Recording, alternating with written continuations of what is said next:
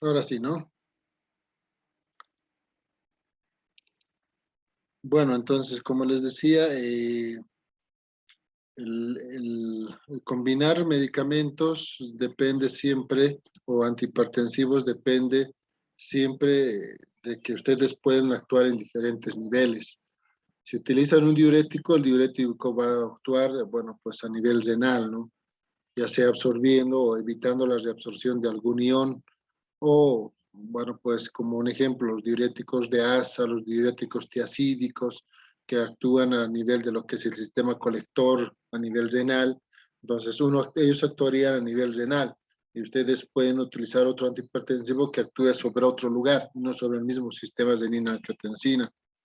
Por lo tanto, no pueden hacer esas combinaciones de usar dos fármacos de la misma familia.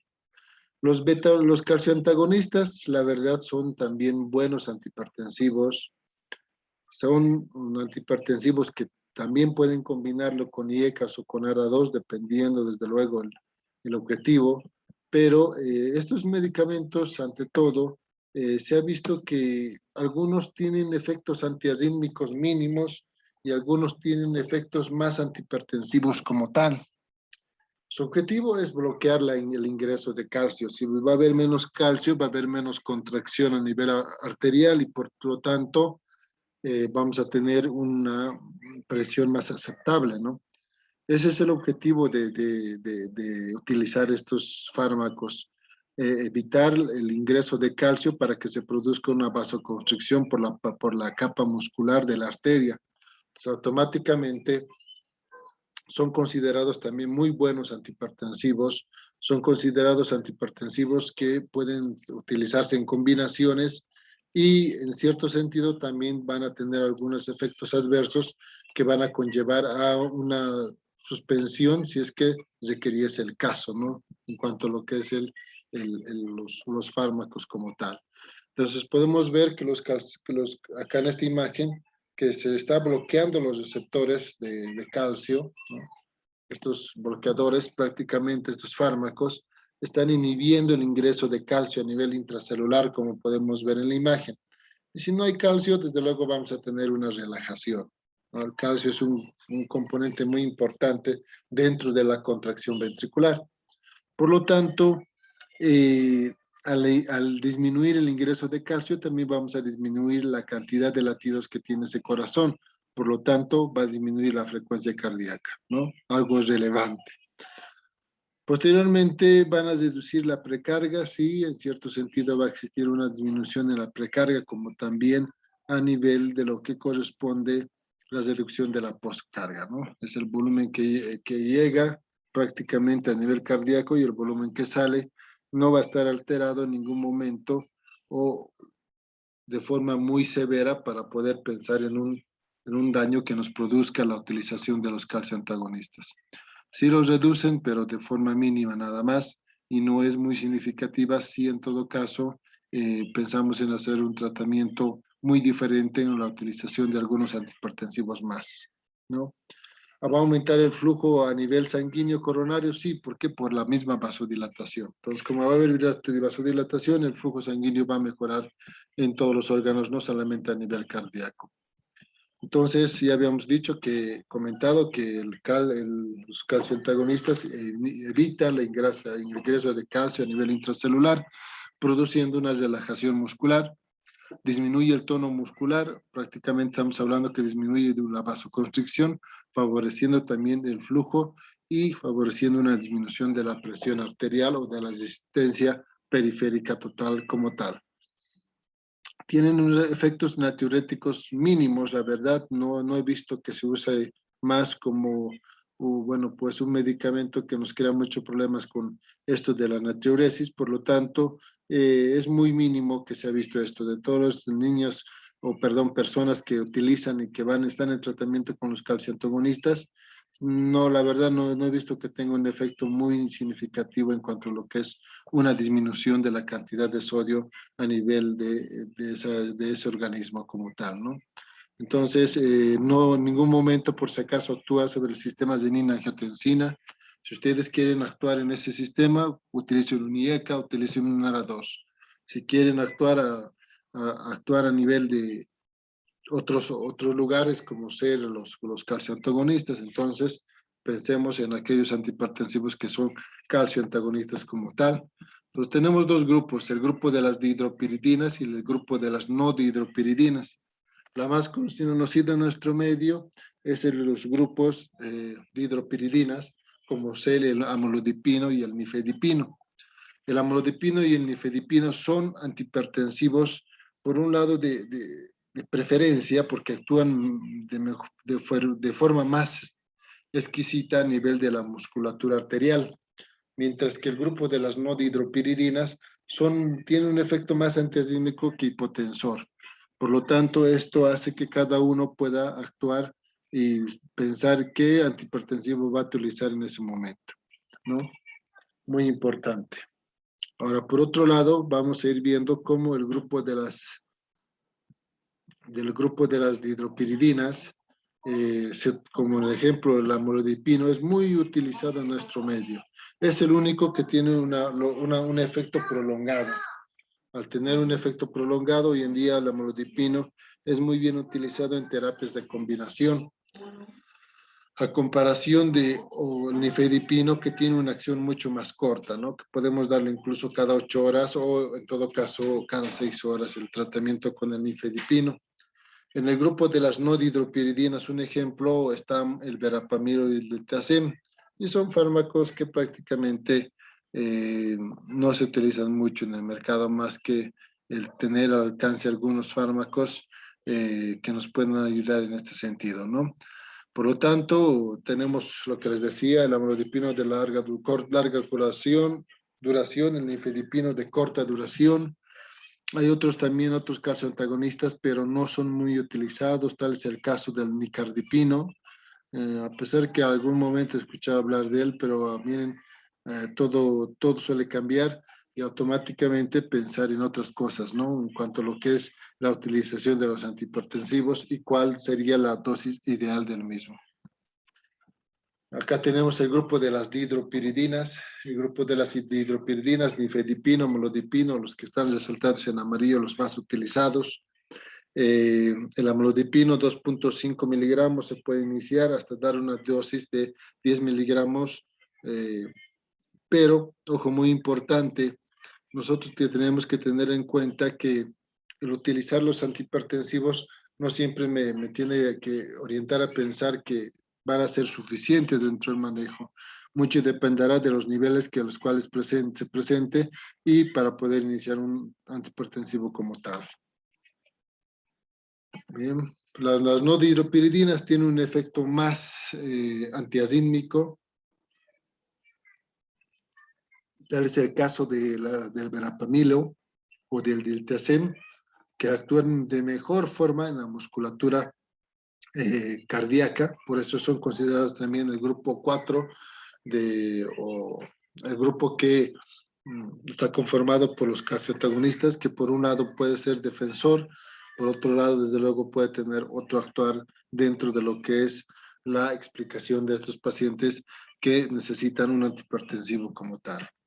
Entonces, lo que les he mencionado, verapamilo y diltiazem, los más utilizados. De los dos, el más utilizado es el verapamilo.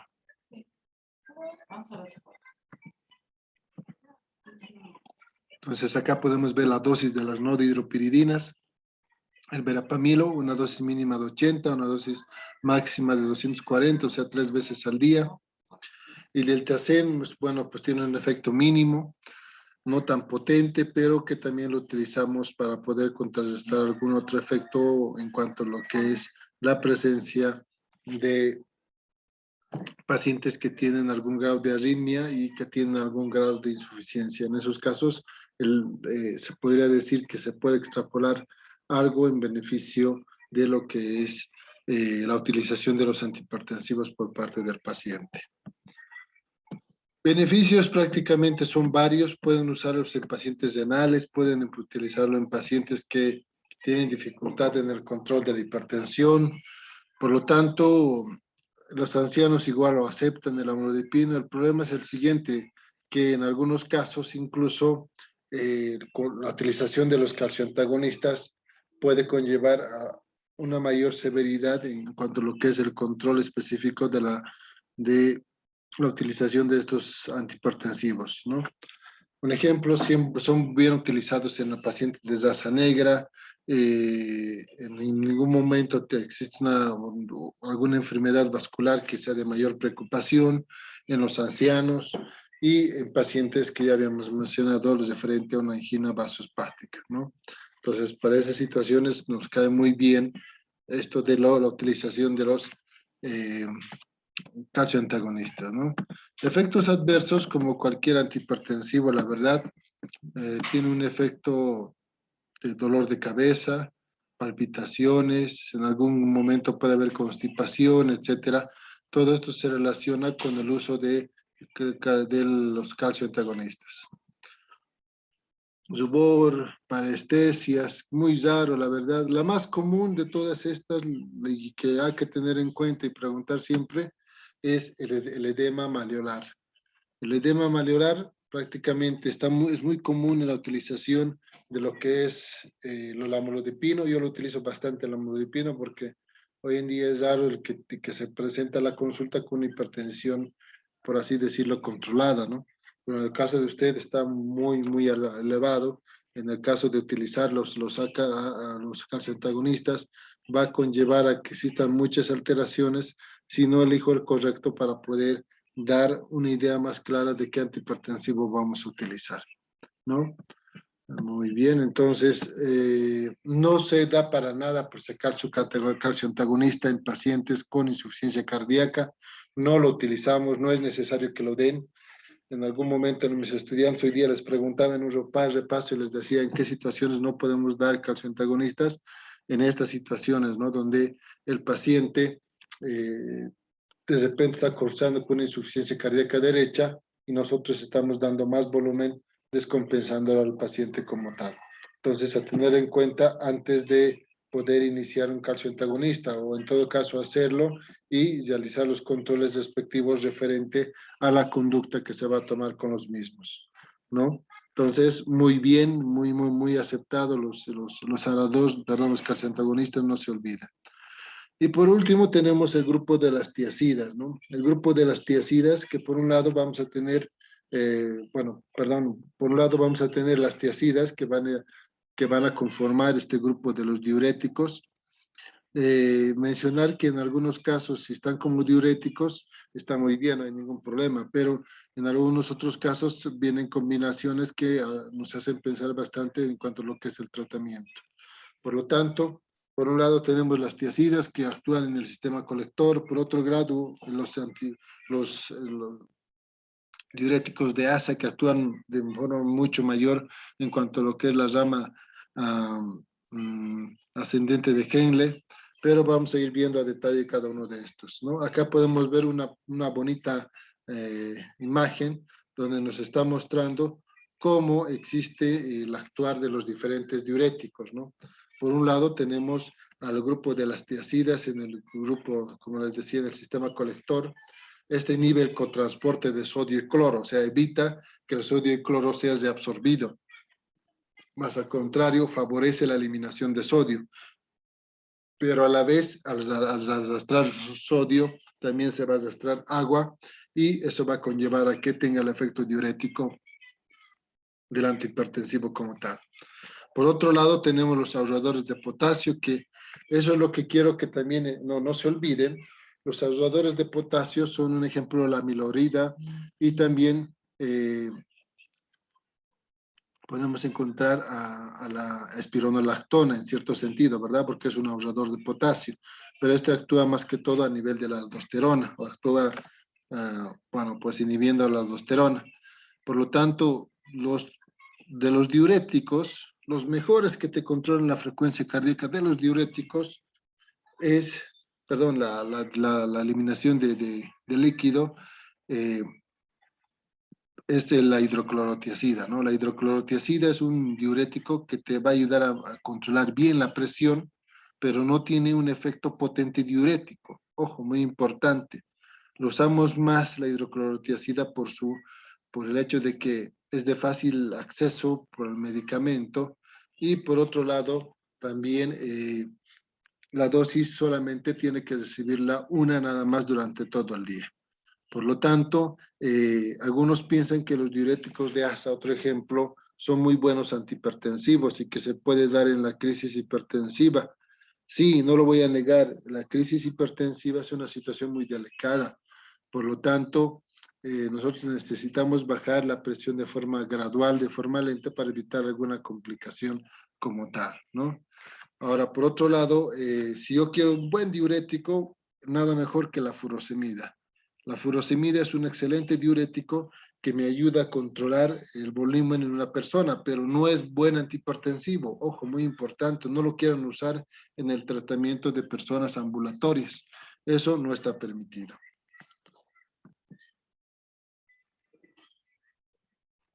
Acá podemos ver una pequeña imagen donde estamos viendo los diferentes antihipertensivos y el efecto que tiene. Un ejemplo nada más para ir viendo. El grupo de los inhibidores de la anhidrasa carbónica, la verdad no lo estamos utilizando, no se utiliza para el control de la presión. Los diuréticos osmóticos, como ser el manitol, lo utilizamos más en problemas cerebrales, en pacientes que están cursando con un problema cerebral para un edema a nivel cerebral, entonces en esos casos se puede utilizar. Y en cierto sentido también ver los otros efectos de los otros antihipertensivos, ¿no? Como sea el grupo diurético de asa o los diuréticos de asa que evitan la reabsorción de sodio, ¿no? Por ende, elimina sodio, pero también se elimina agua y eso es muy importante para que una persona pueda realizar sus actividades. Por otro lado, también tenemos el grupo de de la milorida, que ya les dije que es un ahorrador de potasio, o el grupo de la espironolactona, que prácticamente nosotros no lo usamos ni como buen diurético, ni tampoco como un efecto hipotensor, para nada, ¿no? La espironolactona a dosis baja generalmente nos ayuda o nos orienta a realizar un buen estudio en cuanto a lo que es la función renal, ¿no? Ahora hay que tener mucho cuidado con estos antihipertensivos. Les recalco, la espironolactona para nada, no lo utilicen como antihipertensivo. No es necesario ni tampoco hay indicación para que se haga eso, ¿no? Los diuréticos de asa son también buenos para tratar o controlar, por si acaso, las crisis hipertensivas. No porque sea muy buen medicamento, sino porque tiene un efecto que no es deseado en algún momento. Por lo tanto, tengan mucho cuidado con los diuréticos, traten de pensar en qué momento lo van a utilizar y no hagan combinaciones que después les puede produciendo alguna alteración. Bien, entonces vamos a ir viendo cada una de estas para poder tener una idea y orientarnos un poco acerca de lo que es la utilización de los diuréticos, ¿no? Los diuréticos más utilizados para controlar la presión arterial son las tiazidas, en nuestro medio la hidroclorotiazida, es la más utilizada a nivel sudamericano.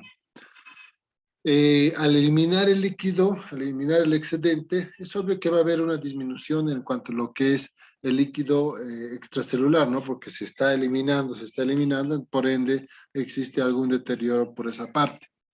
Y muy importante saber que el utilizar los diuréticos, el utilizar especialmente la furosemida, nos ayuda a que nosotros podamos tomar una conducta cuando tengamos un paciente con la crisis hipertensiva. Nuevamente, les recalco, si tengo un paciente con crisis hipertensiva, evalúo el órgano blanco o el órgano diana. Si veo que esto está bien, tranquilo, no hay problema. Pero si vemos que no es así, bueno, pues hay que tener mucho cuidado con esas combinaciones o la utilización de algunos objetos dentro de lo que es el manejo de los pacientes con eh, hipertensión y querer darle un diurético. Jamás hagan eso, jamás pueden dar diuréticos al paciente sin saber el estado metabólico del paciente como tal, ¿no? Hay que tener mucho cuidado.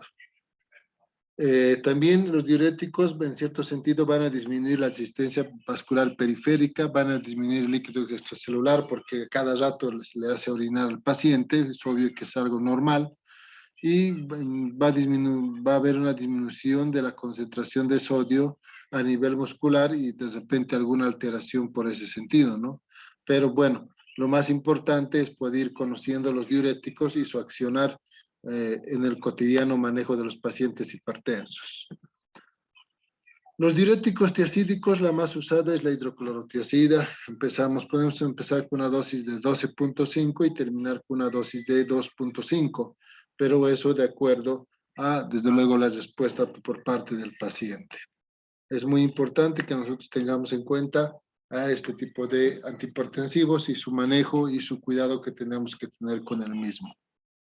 Bien, las tiazidas prácticamente son muy excelentes para hacer un control, pero lamentablemente no existe mayor exigencia en la utilización de estos diuréticos. A ver, vamos a ver. A ver, chicos, vamos a quedar acá, no falta mucho, es muy poco nada más que queda, porque esta es la clasificación de la JNS8. La verdad estoy muy cansado, hoy día está con bastante trabajo, estoy muy agotado, entonces vamos a quedar acá, vamos a continuar la siguiente clase, por favor. Perfecto, doctor. Ya, doctor. ¿Listo? Entonces acá quedamos, chicos, buenas noches y bueno, van a disculparme, ya no puedo más, Bueno, estoy muy cansado. quédate bien.